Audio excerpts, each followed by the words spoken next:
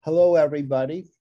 I would just, if you can just raise a hand and say, wave a hand of thanks to Alfonso, and just to acknowledge him, all his good work. And he interviewed in Spanish a central banker, and one of the participants, Oscar, who was a monetary thinker from Mexico, said he couldn't believe in his whole life that he would ever be able to talk to a central banker like this. And it was just a touching moment, and it reflects well for all of us. And our movement together with AMI, AFJM, and IMMR, and it took all three of those organizations to help bring that about. So we are truly brothers and sisters in the movement. So, and that was special. So here we go. It is with great delight, the most fun moment. And we get to bring on the president of AFJM and a dear, dear friend. If I was changing locations, and I even asked Howard if I could, how about some geodesic dome down in Tennessee or Straw Bale House or something. And friend architect Howard humored me, but then told me what it would cost. So Howard, please grace us with a song if you could, and we would be most grateful. Oh, absolutely. Another great day of presentations. Really thrilled at the level of quality presentations that we've had this year.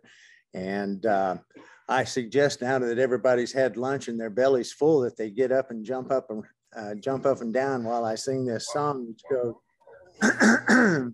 money is how we pay our way. Money is a debt we've got to pay. Money makes us all compete, trying to put shoes on a baby's feet. That kind of money is a banker's scam. Got to get a new kind of money.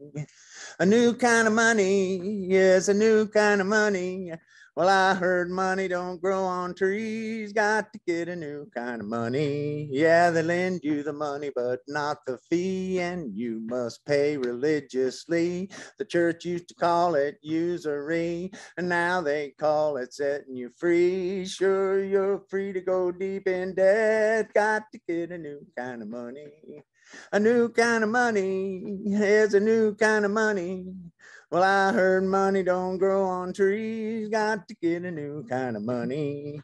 Now, money can buy you diamond rings. Money can buy you lots of things. Money can get you in the game. Money can drive the world insane. Got to get a new kind of money.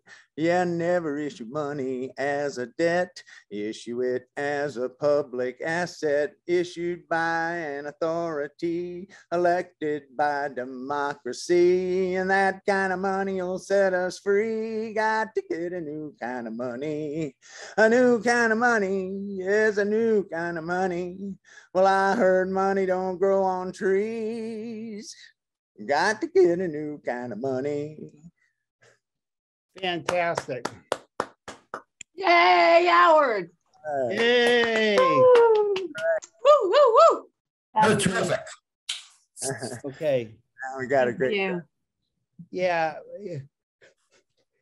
Well, I can tell most of those people are board members from the Peanut Gallery back there, and they're all co-hosts today. And I thank every one of the AFJM board for everything you're doing and for the help you have given us. Okay, so our next guest and I stole a tiny bit of his time, is Nick Egnatz. And Nick is, even though he lives in Indiana, he was a right-hand man to Stephen Zarlanga, often with practical thinking, for getting out there, for being on the streets, for doing things, and has been a champion in that way. And oh, I don't have your pamphlet, but I'm going to let you share your book, Nick, and talk a bit. And then at 2:30 or in about 8 minutes or so, we'll go on with Mark Pash. But you have the floor, Nick. Thank you. Wait, we got to unmute you. I'm going to unmute. Okay, now you're good. Thank you very much, Stephen.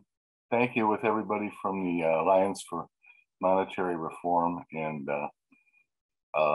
in the American Monetary Institute. People, Planet, and the Power of Money was written with a mission. That mission being public awareness of how the most important thing necessary for survival in modern society is created. Can you show, Nick, can you show us a copy? And that I just want to tell everybody, this is a book you just wrote now. Yeah, and, I don't have, Stephen, I don't have a copy. In fact, we're working on the cover right now, and I'm going to be looking at that on Tuesday to kind of approve it or not. So Okay, so, go ahead. Yeah, so we don't have that. So this is the title. Yeah. Yeah, People, Planet, and the Power of Money was written with a mission. That mission being public awareness of how the most important thing necessary for survival in modern society is created. That one thing is money. And the simple fact that almost none of us knows how our money is created is more than problematic.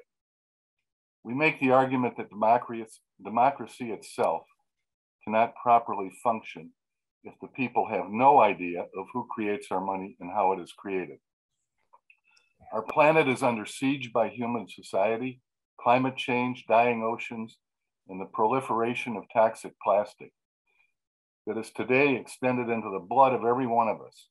These are all issues that a secretive, dysfunctional money system is unable to properly address. We combine that with human social issues resulting from the massive inequality in our society. This stems from our present money system, and this means that we need a better money system. People, Planet, and the Power of Money was written so that everyone can understand it. It is also a plea to the community of economics professionals to come down from their ivory towers and tell us how our money is created and who creates it. Most of us have a basic understanding that our federal government creates our money. Banks loan us money that has already been created by our government, and the Federal Reserve System is a part of our government. None of this is true, but it all should be. Publicly created money would make it all true. Our federal government would create our money. Banks would only loan us money that has already been created by our federal government, and the Federal Reserve System would be streamlined and put into our federal government. The thesis of People, Planet, and the Power of Money is that the money power to create our money, belongs to the people in a democracy. It was assigned to us in the Constitution, to the people through our Congress. In a democracy, it is imperative that the people understand and approve of the money system we have. Reclaiming the ancient lost power of publicly created money would give us the wherewithal needed to properly care for our people and planet. To tell our story in the book, we present the information in 3 parts. Part 1, answering the question, questioning the answer, explains what economists and textbooks have been reluctant to do. Tell us how our money is created out of thin air by banks when they make loans. Of course, the banks can only do this because all the other banks are also doing this. And because the Federal Reserve banks, after bank money creation has already taken place, move reserve funds around to keep the books balanced. We take you, the reader, behind the curtain of secrecy at the Federal Reserve System to reveal that which it has been more than reluctant to explain, how our money is created. Economics professors and a Federal Reserve economist are given their chance to speak up, and the tremendous cost of the debt money system to society is revealed.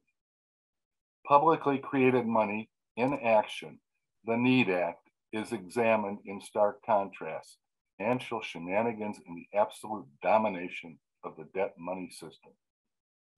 Publicly created money is defended, and a plea is made to the economics profession to join the struggle for publicly created money. Part 2, Looking to the Past, traces the history of money and its ties to human slavery and debt slavery. It also looks at an alternative system originating in ancient Greece and Rome that rejected the gold and silver system and began to create money as a function of the law in society. We will also look at the American colonies that were denied a functioning system of money by England and out of necessity stumbled across the ancient lost power of publicly created money. They used it all to build colonial infrastructure. And when told to stop, they used the ancient lost power to fight and win the American Revolution. 407 years later, the young country again turned to the ancient lost power to fight another war, this time to save the country and end the scourge of human slavery. Part 3, Solutions for Now, Preparing for the Future, looks at our political, economic, and monetary system through the lens of the values our country was founded on: liberty, equality, and democracy. The capitalist socialist divide is revealed for what it is, a method to control us by putting us into two separate camps with no hope of ever considering the merits of the opposing camp. People, Planet, and the Power of Money accepts the consensus evaluation by the scientific community of human-caused climate change and other environmental crises confronting our planet and people.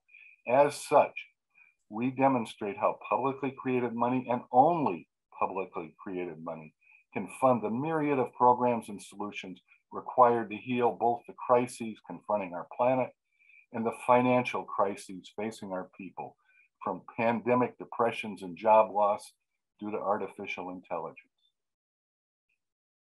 People, Planet, and the Power of Money will hopefully be available on Amazon in time for Christmas.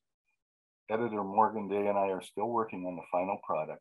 When available, it will be almost 2 years in the making. I have a number of people who have already volunteered to read it before publication and provide a review on Amazon on the day of publication. Also to reach out to their friends, organizations, and lists about the book. Anyone who would like to join this launch team, please email me. Email address is occupynick@yahoo.com. And I thank you for being able to talk about my book. Thank you very much, Nick.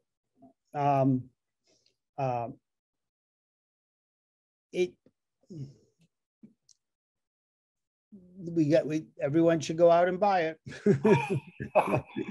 Yeah, hopefully. What it is, Steve, it's an outreach to the people. This is not an economics textbook. It's not written to be an economics textbook.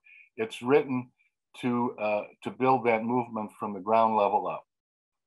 Well, then what we could do is maybe if there's some donors out there who could buy a few copies and allow them to get more quickly distributed, I'm sure that would be the goal then, if it's for yeah, anybody that wants to do, excuse me, anyone that wants to do that could certainly contact me, and we would want to try to get as much momentum on launch day. So whatever day that it actually comes out, which we will, once we get that date ascertained.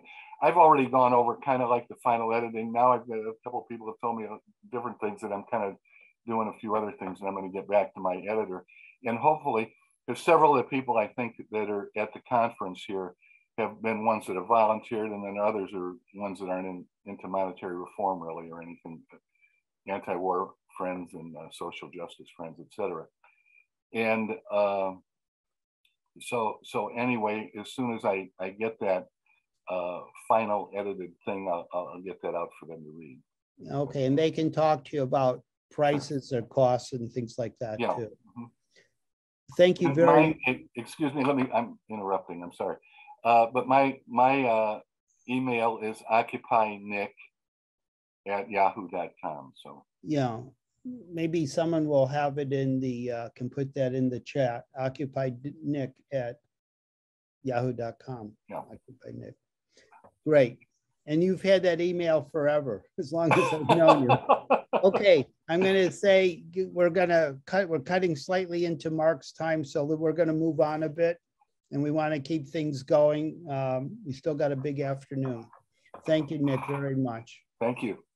If this video was helpful, please hit the like button, subscribe for new video notifications. Please consider donating at monetary.org/donate. Don't forget to check us out on Twitter at AMI Monetary or on our website